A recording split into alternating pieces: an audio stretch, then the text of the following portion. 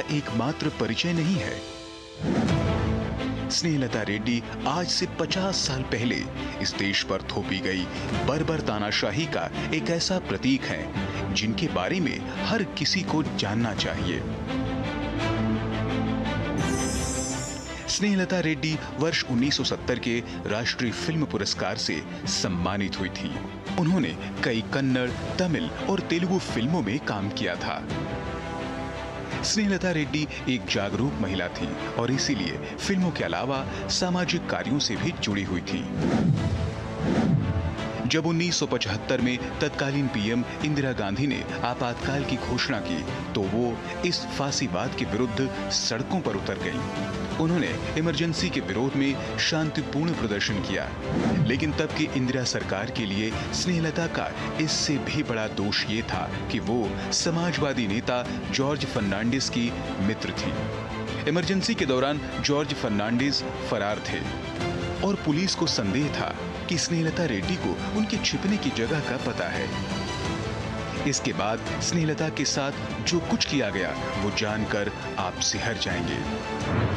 2 मई 1976 को स्नेहलता को maintenance of internal security act यानी मीसा के अंतर्गत बंदी बना लिया गया। ये वही एक्ट है जिसके तहत आपातकाल में अधिकतर गिरफ्तारियां हुई थी। बेंगलुरु जेल में उन्हें ऐसी कोठरी में रखा गया जहां एक व्यक्ति भी कठिनाई से रह पाता। पत्रकार कुलदीप नैयर ने अपनी पुस्तक इमरजेंसी रिटोल्ड में बताया है कि जेल में स्नेहलता की कोठरी में पेशाब घर की जगह पर कोने में एक छेद बना हुआ था और दूसरे छोर पर लोहे का एक जालीदार दरवाजा लगा था। कन्नड़ की इस प्रख्यात अभिनेत्री को जेल के फर्श पर सोकर कई रातें बितानी पड़ी। पूरे 8 माह तक स्नेहलता रेड्डी को जेल में प्रताड़नाएं दी गईं। जेल में रहते हुए स्नेहलता रेड्डी ने एक डायरी लिखी थी जिसे कर्नाटक मानवाधिकार समिति ने 1977 में अ प्रिजन डायरी के नाम से प्रकाशित किया था। इसमें जेल में अपने ऊपर हुए अत्याचारों का विवरण देते हुए स्नेहलता ने लिखा, जैसे ही एक महिला अंदर आती है उसे बाकी सभी के सामने नग्न कर दिया जाता है।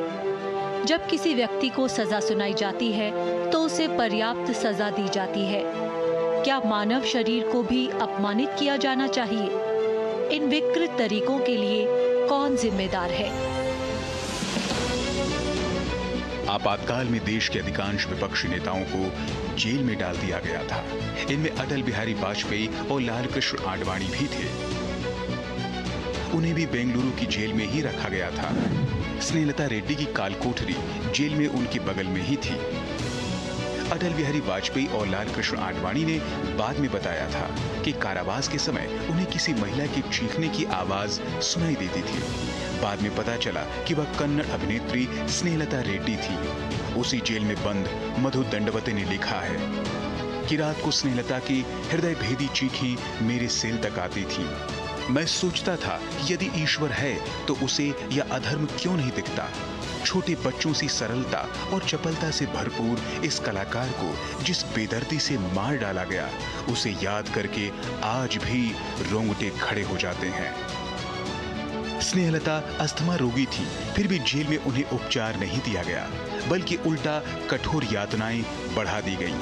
ये बातें उन्होंने ही मानवाधिकार कार्यकर्ताओं को बताई थी।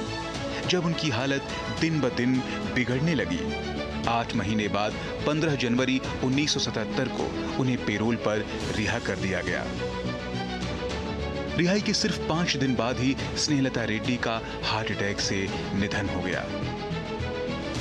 स्नेहलता पर आरोप लगाया गया था कि वो डायनामाइट से दिल्ली के संसद भवन और अन्य मुख्य इमारतों को उड़ाना चाहती थी, जो बाद में साबित नहीं हो सका। यानी झूठे आरोपों में स्नेहलता को गिरफ्तार कर प्रताड़ित किया गया और उन्हें मौत के मुंह में धकेल दिया गया। स्नेहलता अकेली नहीं, ऐसी कई युवतियां और युवक थे जिनका इमरजेंसी के नाम पर अंत कर दिया।